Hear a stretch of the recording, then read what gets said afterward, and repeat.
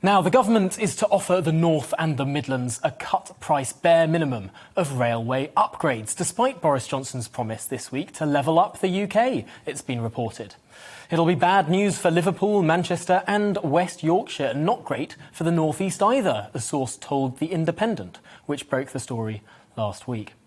According to the paper, Rishi Sunak's Treasury is understood to have blocked demands for an underground through station in Manchester, creating a capacity bottleneck.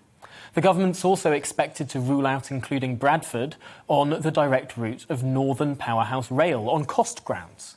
And Liverpool too is expected to not get a 20-mile section of high-speed line linking the city to HS2 and Northern Powerhouse Rail. Well, joining me now is Henri Murison, director of the Northern Powerhouse Partnership. And Henri, this all sounds like the government's really rolling back from its commitments to areas that it seemed to win over not so long ago.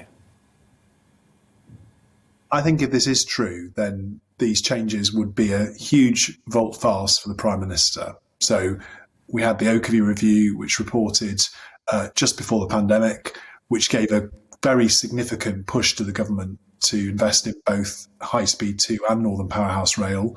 The Prime Minister, rightly on the back of that, committed to integrate the new lines across the Pennines with HS2 to get maximum economic benefit.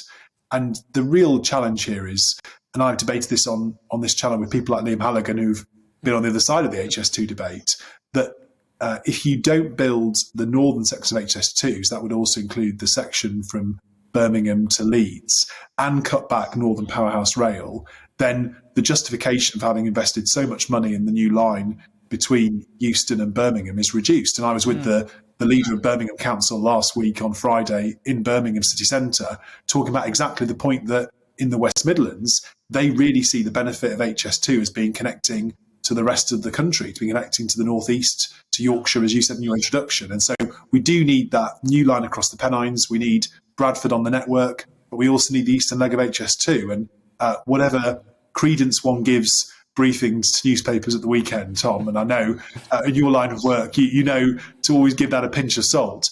I think there are definitely some in the government who are trying to roll back on what the Prime Minister's previously promised.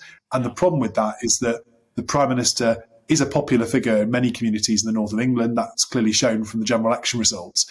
That may start to reduce the viability and the credence of promises the Prime Minister makes. And if levelling up looks to be a load of rhetoric and not reality, that could be a really bad outcome for many of those Red Wall MPs, Conservatives who won their new seats, who are suddenly going to have to turn around and explain to their constituents why HS2 is costing all this money to get a short distance from Birmingham to London, and they're not going to see any benefits from it.